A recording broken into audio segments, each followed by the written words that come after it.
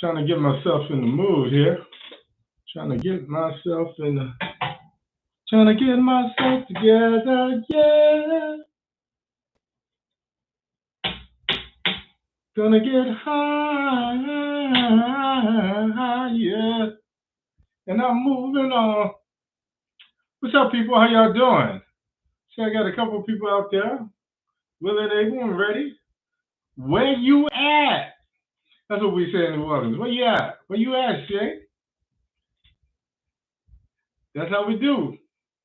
That's how we do that there. Hey, how you doing, Shay? How your mama now? So I'm gonna say good evening. How y'all doing? This one's for you, and for you, and for you, and for you. Come on in, take a seat, get yourself together. I'm about to do my thing. What's up, cousin nephew? I see you in the house. I've been keeping an eye on you, whether you know it or not.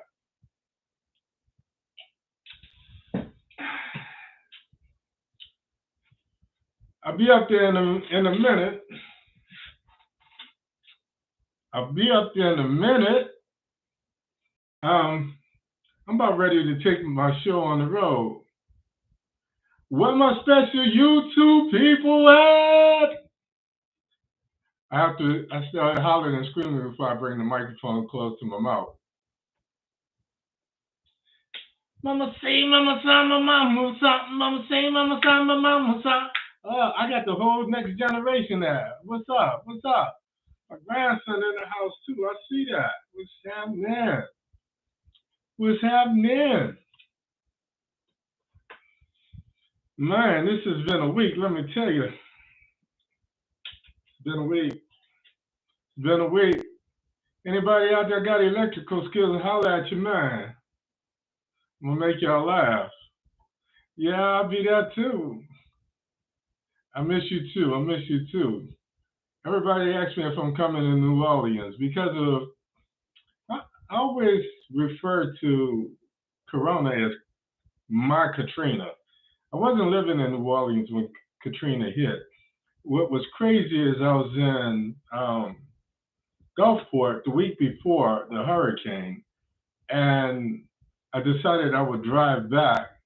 At the time I had a house in Tuskegee. I was the executive director of the healthcare center there, and then I had an apartment in Atlanta as well. So I was living in 2, 3 places at one time, and so I almost went to New Orleans, and I knew if I went to New Orleans that weekend, I'd have got caught up. So Corona has been my own Katrina, and it was so devastating to change how I was living and what have you. So I'm gonna say good evening. How y'all doing? How you doing? How you doing? How you doing? How you doing? I'm gonna say thank you for coming in tonight. I'm trying to get some of these cameras together. I don't like the way it's coming at me. So anyway, how's everybody doing? So let me make y'all laugh. Y'all know I got this little house and I've been playing Tim the Two-Man Taylor. This past week, I decided I was going to take down. They had this big pretty chandelier in my dining area. Thing wore a ton, and it hung so low that I would hit my head on it. So I decided I was going to take it out and put in a ceiling fan to help evacuate some of that air. And I wanted something a little bit more modern and stylish. The chandelier was really nice, but it wasn't a traditional chandelier with all the little crystals and all of that. No, it was something updated. It was really cool, and I'll probably sell the thing, and I could get my money out of it. But I turned it into Tim the Two-Man Taylor. I took down the chandelier, I put up the ceiling fan, and everything was cool, except the way the chandelier was put up, it was hooked to 3 different switches. The one at the door, the one in the hall, and the one in the kitchen. Well, when I put all of this back together, because now I had two different hotspots, one with the fan and one with the light, it was not recognizing the switches. So I did some research. I talked to a couple of people, and a friend of mine talked to a couple of people, and I wind up going back. When I say me, when I say we, I mean me and the voices in my head that tell me what the hell to do. So we wind up going back, and we rewired the ceiling fan. Okay, it was fine.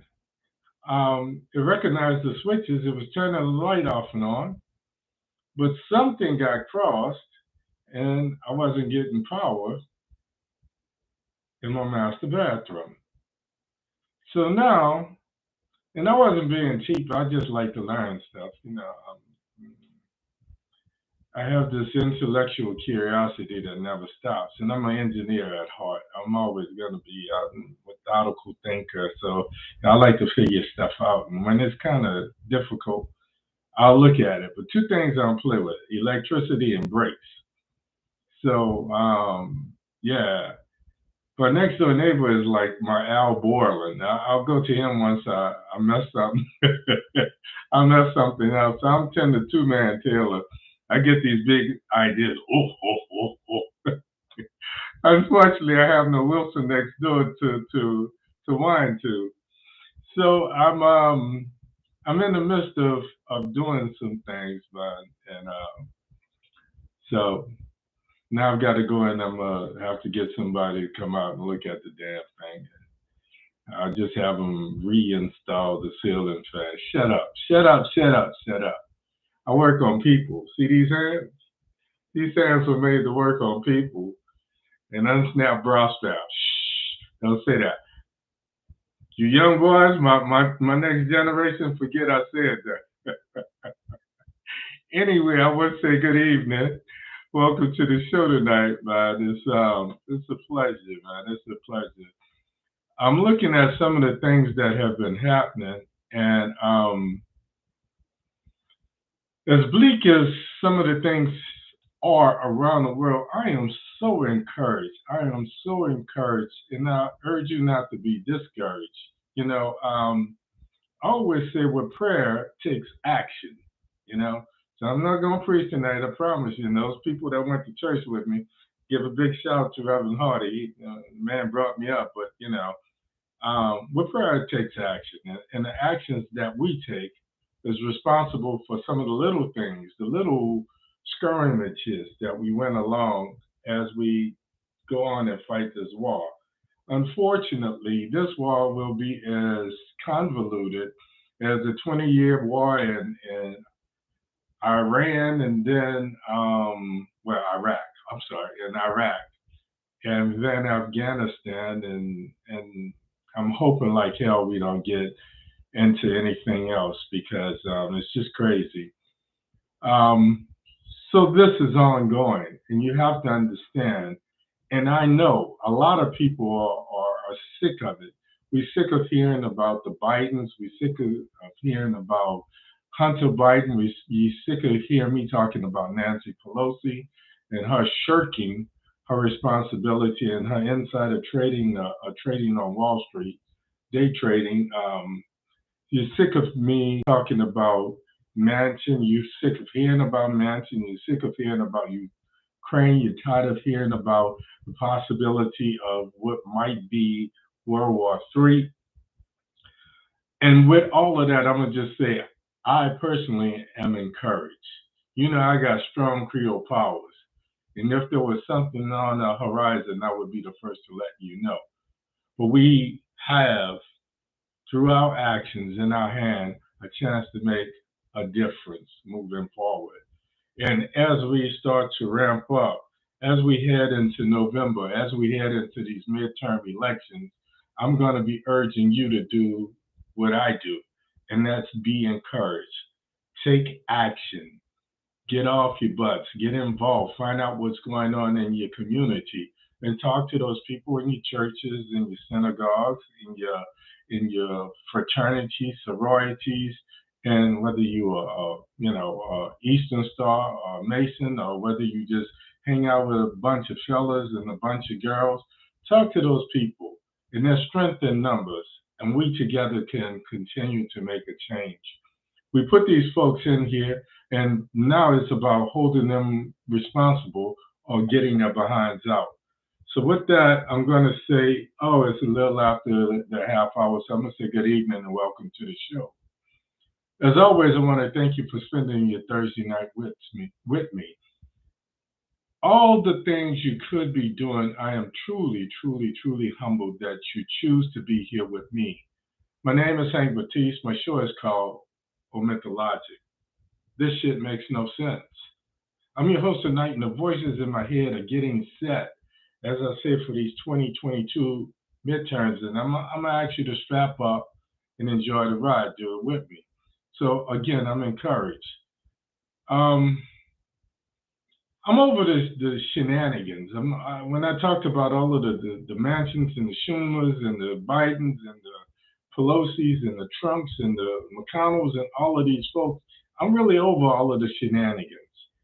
I'm over the Trumpublicans. I'm over the exaggerated white fright and all of this fear. I'm over Pelosi and her day trading. I'm over Manchin and his selfishness.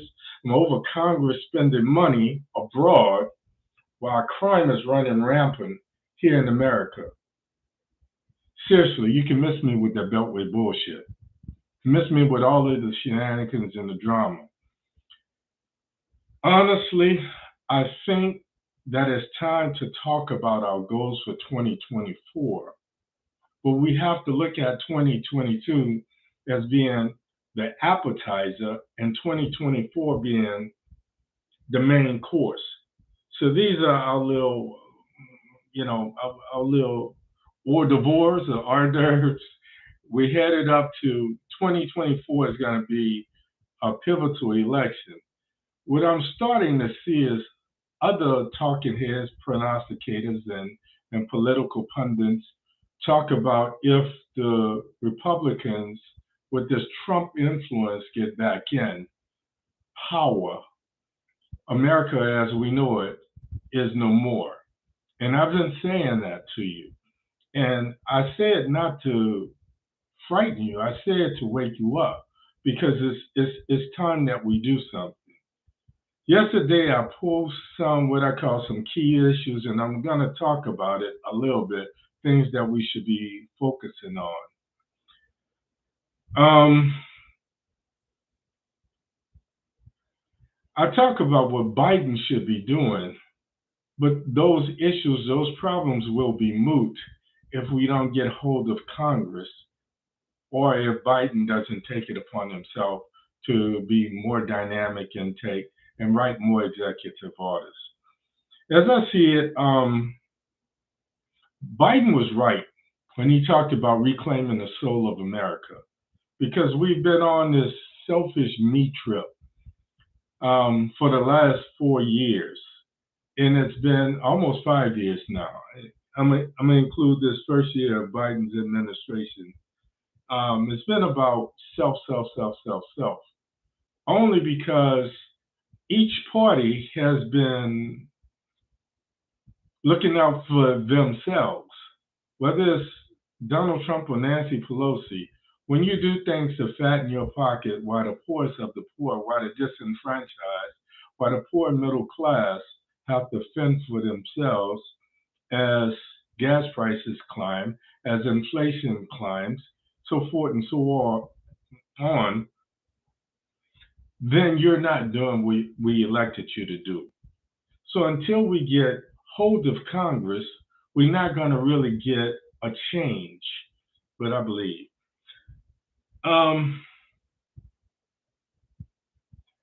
We've got to reverse this trend of both parties kind of promoting their own selves.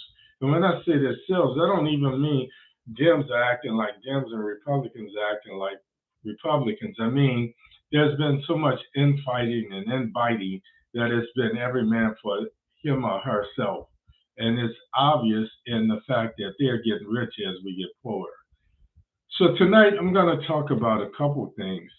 I'm going to talk about some strategy or advice I would give the president if I had his ear.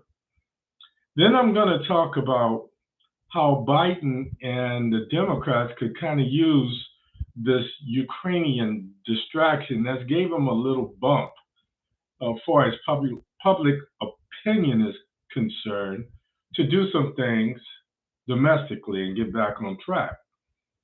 Ironically, I, me being an old head, me being old school, when I thought about this, two songs came to mind.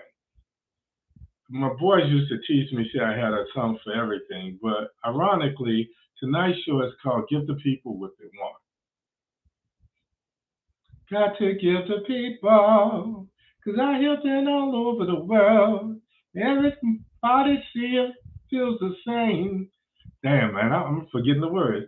It's a unanimous decision. Say we're ready for change. Got to give the people. So my name is Hank Batiste. This is Omit da Logic. This shit makes no sense. I'm trying to bring a smile to your face because I know this is heavy. We've been dealing with it for 14 months now. We've been dealing with it since the election. So we got to kind of smile at it, take a deep breath, move on. This is Omit da Logic. My name is Hank Batiste. Shit makes no sense, but let's try to make some sense of it. Let's get with it. Talk to a carpenter. First thing I'm going to say is talk to a carpenter. No, this isn't a religious reference, but, and I don't know, maybe this is why my mom used to say this. But my mama used to say, if you want to build a house, talk to a carpenter. Don't talk to a garbage man. It either means that Biden isn't listening to those that are bending his ear, or he's getting bad advice and talking to garbage men. Because what we need is some carpenter advice to rebuild some things in America. So as promised, if I were giving the president advice, I would tell him two things.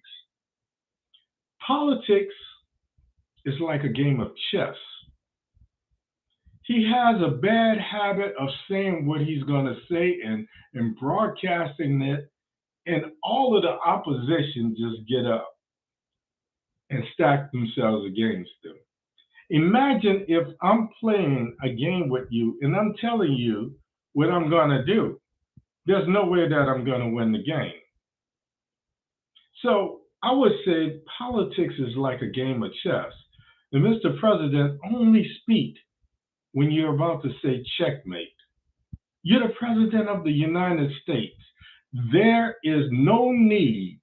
The other thing my mom used to say, everything that come up doesn't have to come out.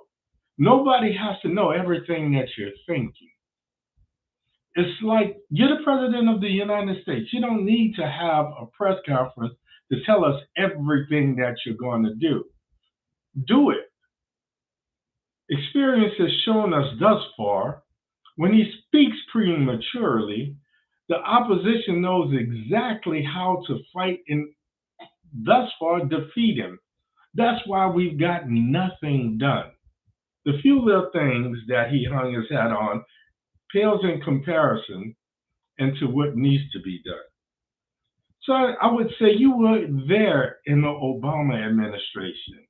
You saw how Obama had to move stealthily behind the scenes until the plan was coming to fruition.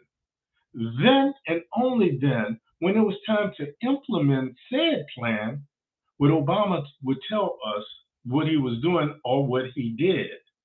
You saw how Moscow Mish silently, stealthily stacked every judge that he could get appointed on the local and federal level, on the state level, and he was instrumental in putting 3 people on the Supreme Court. He didn't say anything about it until all his ducks were in a row, all his I's were dotted and his T's were crossed. So I would say to Mr. President, look at what these people that have been successful have done and hold things a little closer to your chest, a little closer to your vest. and stop broadcasting what it is you want to do. If you want to reclaim the soul of America, I think this is instrumental in getting it done. Other thing I would say is you, Mr. President, were elected by the people, not by Congress. You were elected by the people to be the face not only of the Democratic Party, but of this republic that we call a democracy. That means that you were elected by the people for the people. Stop trying to win over Congress and start garnering support from the people that elected you. That's how you're going to get things done. In the beginning, when you just did things, then you took it on the road and talked to people and explained how it would benefit them after you did it, not before. You had success. Your numbers were up. If you do this, if you appeal to the American people, if you appeal to the poor and the disenfranchised, if you appeal to the middle class, then you're going to be successful. And what's going to happen is Congress will have no choice but to get on board, because suddenly you will have the power. You will be the face of the Democratic Party. You will be the face of the Republic. And they don't have a choice. So if I had his ear, I would say those two things to him.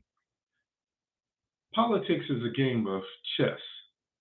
Only speak when you're going to say checkmate, number one. Number two, you were elected by the people in a gross majority. You are working for the people. Forget about Congress. They're no longer your colleagues. You saw, many people forget that before becoming president, Barack Obama was a senator as well. And the good thing about leadership, when you are one of the Indians and you become chief, you have to behave like chief. You can't behave like these are my buddies and they're going to look out. No. It's not about being liked. It's about being respected. So if I had the president's ear, those were the two things I would say to her. I would go on and say, we need to do something to silence Joe Manchin, because he obviously believes Joe is the president and he's confused about which Joe it is. He has all of this stick in the mud, but what he's doing is in direct reference to those things that are, remember I said everybody was looking out for themselves? So all of this legislation that he's blocking, he's doing so because it's going to hurt him both financially and politically. And the two for him are intertwined. So we have to stop these folks being able to profit from being in office. We have to all this talking tough to Putin and this, that, and the other.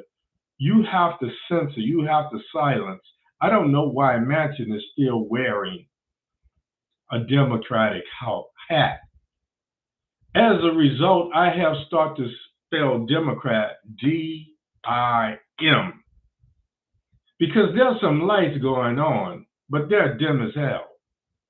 They're not well illuminated. And the only reason he's getting away with this nonsense is because it's turned into this free-for-all, where every man or woman is doing whatever they can to afford and promote themselves. Before you can deal with Manchin, and people say, you don't like Pelosi, do you? Anytime you're in a leadership position, you have to handle yourself. You have to police yourself. You have to make sure that the things you do set the right example, not the wrong.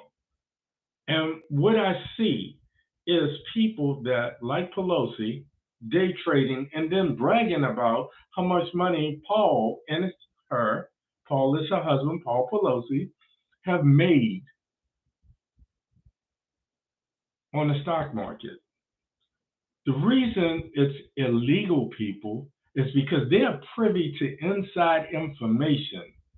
They vote on what legislation is going to affect which companies. So does it not make sense that said companies would approach said elected officials to make sure that XYZ is passed, especially if they have a financial interest in it? So before Biden can get on Manchin's ass, he has to make sure that everybody, Biden, Hunter Biden included, is doing what they're supposed to be doing. We've all watched Joe Biden have these high approval ratings in the beginning when he first took office. I predicted that he would hit the ground running because he had the tools and the experience to get things done. I also predicted my Creole powers. I said he had about 6 to 8 months to get things done before the warring factions in both parties started to become a distraction. The progressives versus the conservatives in the Democratic Party itself. So Pelosi and AOC, Amy Klobuchar, and all these other folks, the only person that has impressed me, believe it or not, has been Bernie. Bernie has been doing what he has to do. So in the beginning, Manchin had these high approval ratings. Then he tried to force bipartisan legislation.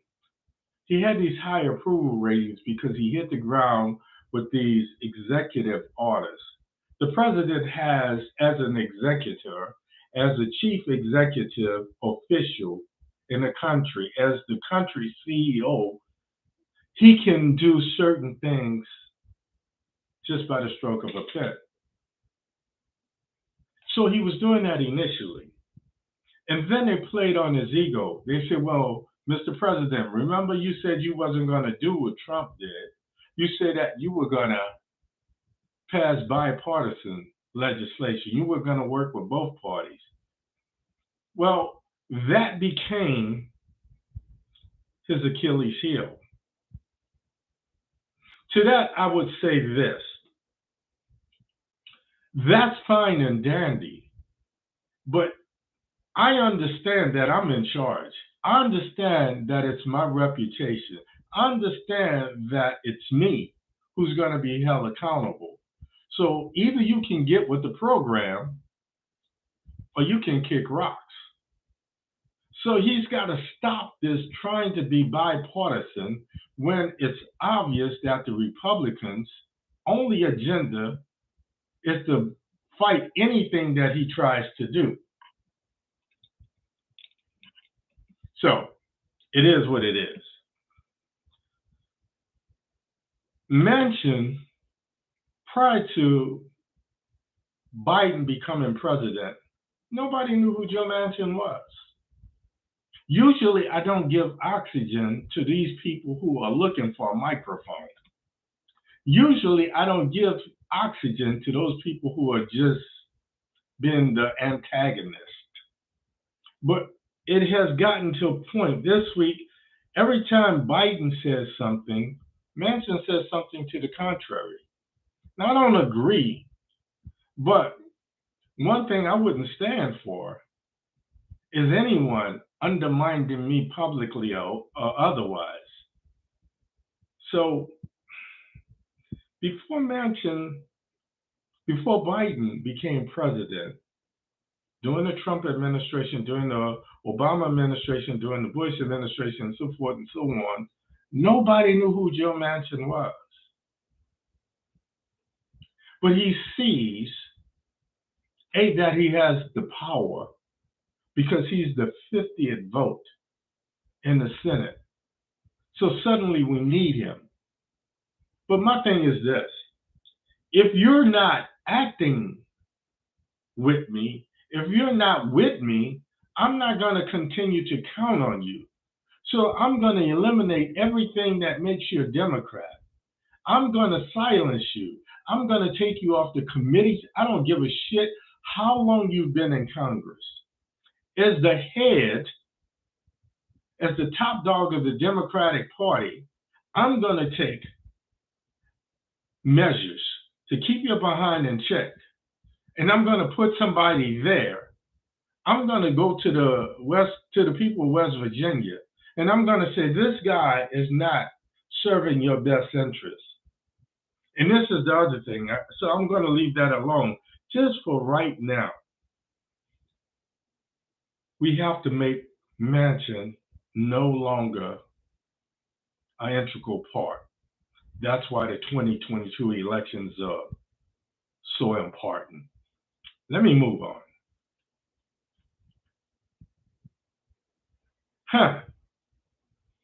Here's what I say again. Last week I came up with this thing I call keeping your foot on the gas. Instead of slowing down, folks, now we're starting to move up. We're starting to get hype. We're starting to get ready for 2022, these midterms. I told you last week that usually on midterms, most people don't show up to the polls. They think that the only thing they have to vote for is President of the United States. Now you're starting to see just how important it is to have people in Congress so that you can put people on the Supreme Court. 3 branches of government: judicial, that being the Supreme Court; legislative, that being Congress; and executive, that being the president. So I would probably say one more thing. When Obama was president, we knew Joe was doing some things. Obama gave specific, not only jobs, but specific instruction to Biden on what to do.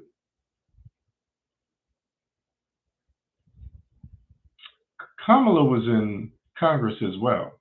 She was in the Senate. So she knows how things are going. She's the 51st vote, just in case there's a tie. Why doesn't she have a more active role in this administration? Meanwhile, our civil liberties are eroding. I cannot overemphasize how badly we need a police reform law.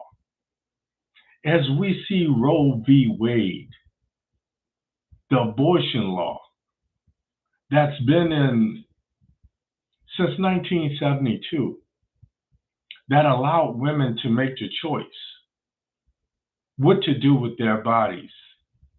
As we see Roe v. Wade start to disappear,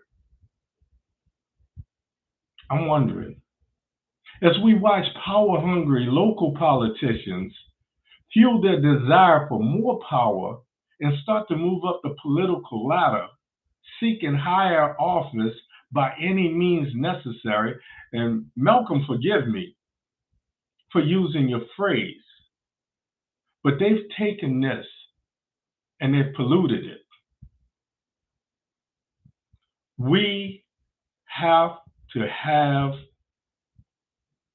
involvement.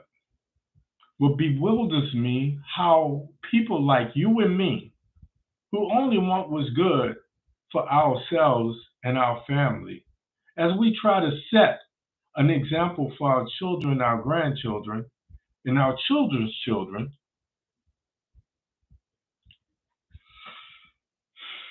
we see these people who are so filled with hate, they never get tired. They never disengage. And I say to you, we have to take this breath. And like I said, I'm encouraged. I'm not discouraged. Because when I see the knuckleheads, I smile. And like I said, this is chess, not checkers. See, I know who you are now because you exposed yourself. You told your hand. So I'm going to talk to people just like you, just like me. And I'm going to say, let's move quietly behind the scenes. Let's move stealthily to make things happen. Let's adapt, let's improvise, and let's overcome all of these archaic James Crow III voting restrictions. Let's find out where we voting. Last year it may have been at the school. This year it might be at the courthouse, maybe at the church. I don't know. But start to find out now where you're going to be voting. Also, so make sure that your name is still on the polls and that you've done. Your name is valid because they've been doing some unscrupulous stuff to try to eliminate us, folks. So the question I'm going to pose to each and every one of you, and I know, I admit, I'm tired too. I'm tired of hearing about all these folks, and I said it in the beginning of the show. But I'm asking you this question. How is it we're just as strong as they are? Their hate gives them energy to go on. But yet our love, faith, I don't believe it. So I'm going to ask you this question. What do we do to get reinvigorated? What do we do to get engaged? I told you to get involved on a local level. But now I'm going to pose a question to you. Because one of the things I learned about being a leader, sometimes you think you know what people need. I used to think that as long as I gave people a check, some benefits, and vacation, that they would be happy. And I learned that sometimes they just want somebody to listen to them. So my question to you is, what must we do to get engaged again? What must we do to stay engaged? I could go on and on. I could talk about this crazy governor in the state of Florida. Now, the thing about Florida, I studied public policy and public administration in Florida State, and the program is a top-notch program. But the mentality in Florida is one of those states where we don't pay state taxes. And how they do that, they have this slogan, this motto: "Don't tax me, tax the man behind the tree." Now, the man behind the tree denotes tourism. So when 90% of income, the economy, comes from tourism in a state like Florida, how in the Helen of Troy does the governor have the audacity to take on Disney? In a state like Florida, where gay pride is stronger than any other group of what we call people, how is it that this governor has the mitigated gall to take on the gay community? Because he believes that hate is so strong that, like Trump, it's going to push him. It's giving him a national platform. So I use the word gay. Now, you know they have these initials, an acronym, LGBTQ, and what have you. I use the word gay simply because this is what all the uproar is about. This governor, and I'm not going to give his name, Oxygen, but he's taken on the gay community by saying you can't use the word gay. You can't use it in school and you can't teach about it. Now, I can understand in elementary school. I could probably kind of understand in middle school. But at some point, and I'm gonna go off on this. I'm gonna go off on a tangent for just a minute, so stick with me. Growing up, there was a kid in my neighborhood. He was the oldest of three boys, and I'm gonna just tell you his name was Andre. And if you live in my neighborhood, you know who I'm talking about. This boy was, when you say pretty boy, this boy he was truly that. Now, when I was younger, they called me pretty boy and this, that, and the other. And when you said it to me, I knew those were fighting words. It meant that your girlfriend liked me and you were ready to fight over your girlfriend. So I wasn't fighting over the chick, but I was fighting to defend myself. And that was a definite. You're not gonna mess up all of this. I'm gonna stay ready. So I had to defend myself. But this little boy was very, very, very handsome to the point of truly being pretty. From the time this boy was 3 to 4 years old, if there is such a thing as being born this way, he was born this way. How a 3 year old sits with his knees and ankle crossed like this is beyond me. As this boy grew older, everybody knew what was going on. But because he was in our court, we protected this young boy. You understand what I'm saying? And I think that's the way it should be. And I say all of this because some people are just born the way they are. Whether they have 6 fingers and 11 toes, or whether they have a sexual propensity, and I sung in a gospel choir, so we ain't even going there. So, how in the Helena of Troy, does a governor take this on? I could go on, and I could talk about the Texas governor and the newly elected Virginia governor and how all of these haters have come out of the woodwork. But I'm going to bring this one thing up. In the state of Virginia, we just lost a Democratic governor and got a Republican governor. Now, what's happening is this elected official, who just happened to be over elections, mind you, was so racist that he had the audacity, and that's the word for the night, audacity. Old people used to say cheeky.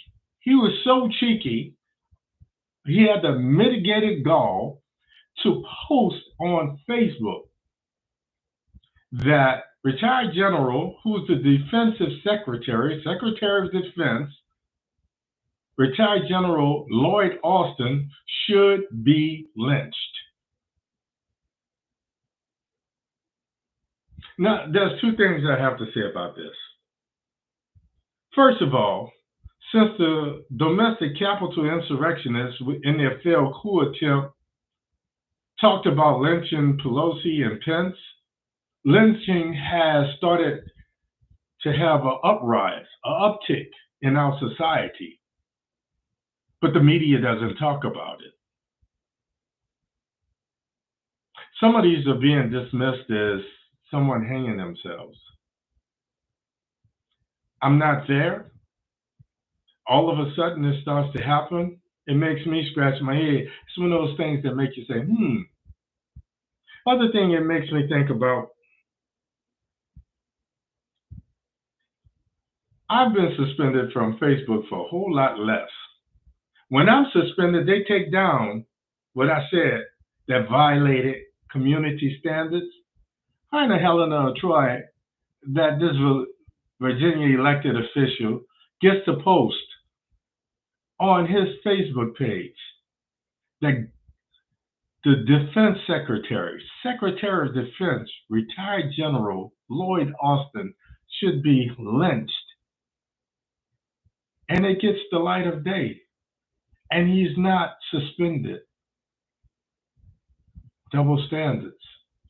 We put up with this because this is our way of keeping in contact with each other. But I have no love because that sucks. And that's all I got to say about that. So I'm going to leave you with, this is going to be the last thing. I posted a couple days ago what I call, this is the 7 things that have me salivating, like I do when I smell a good steak or some good seafood.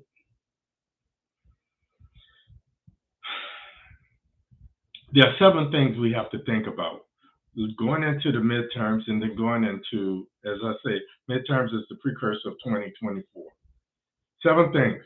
Number 1, billionaires and uber rich and wealthy must pay their share of taxes. So, Mr. Biden, I don't know what you need to do. Maybe you need to make an executive order. Maybe I don't know. You need to make them pay some taxes. One of the reasons Manchin is fighting this tooth and nail is because he's one of these uber rich people who has made himself uber rich. I promise you, he's the richest person in the state of West Virginia. And he's probably in number 5 or better when it comes to being the wealthiest senators. So let's make, number 1, those uber wealthy and billionaires, especially, if you can build rockets to go to the moon, your ass need to be paying some taxes. Because if they paid taxes, then we wouldn't have bridges collapsing.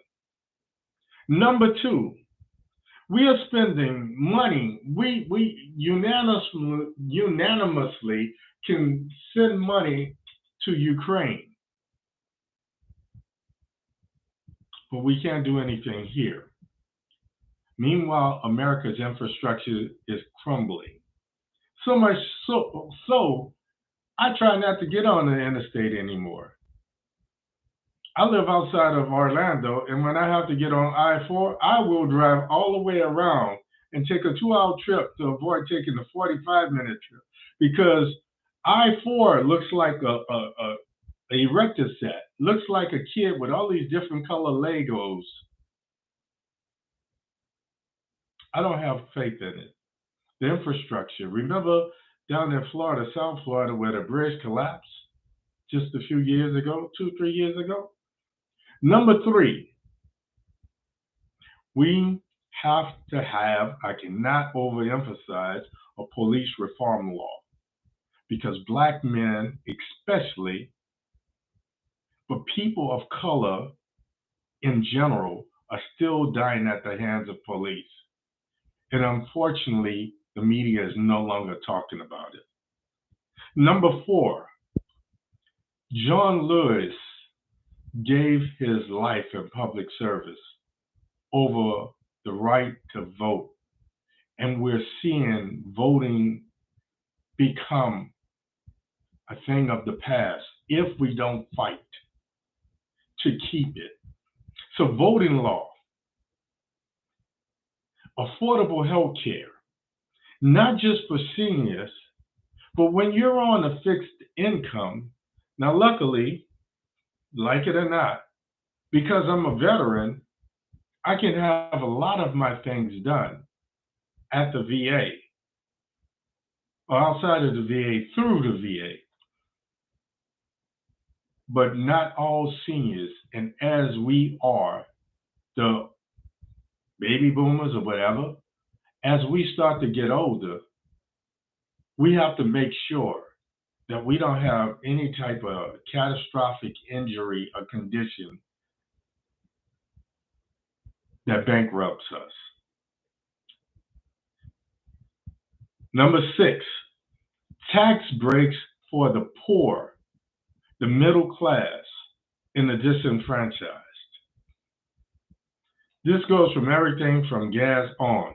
There's a gas on tax whether you know it or not. And it's one of the reasons why gas is so high.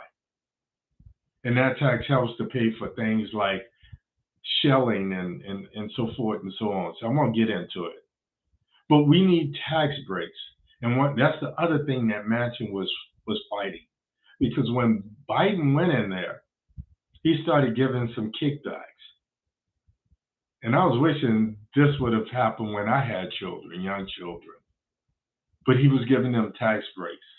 So we need tax breaks not only for needy families, but for the poor, the disenfranchised, and the middle class. Because separation between the poor and the middle class is like this.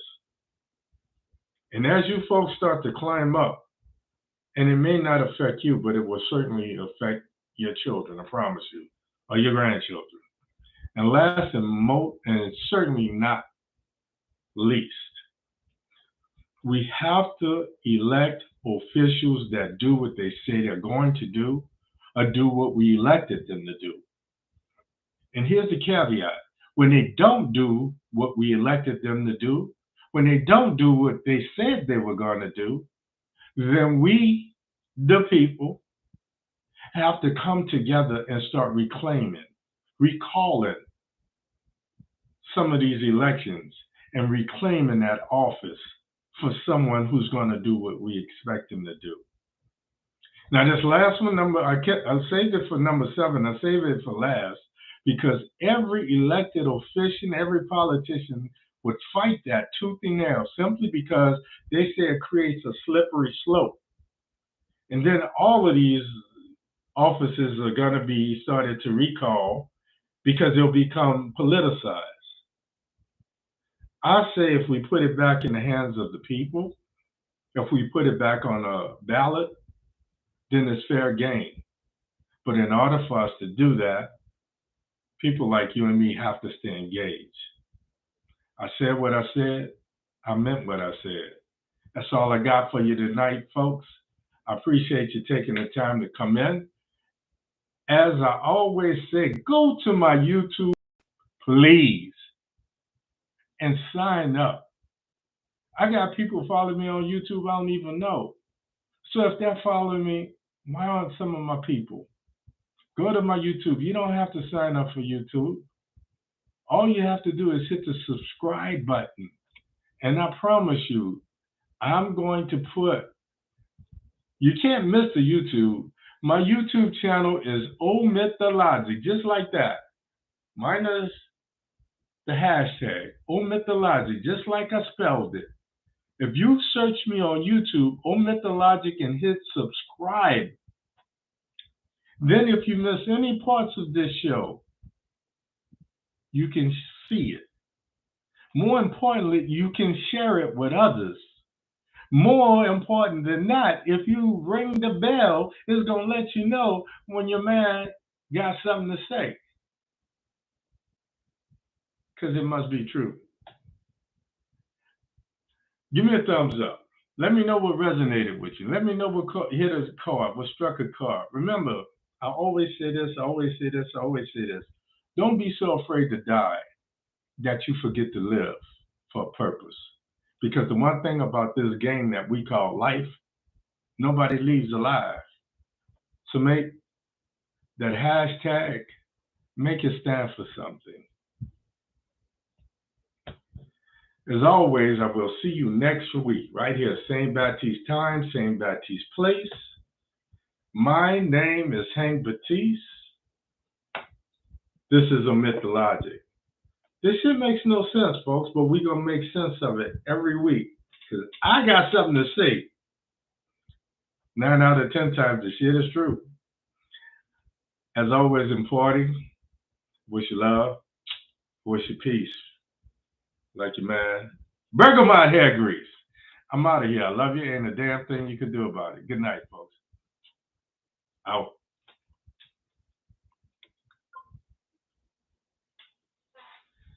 How we doing? How we doing, YouTube? Any problems?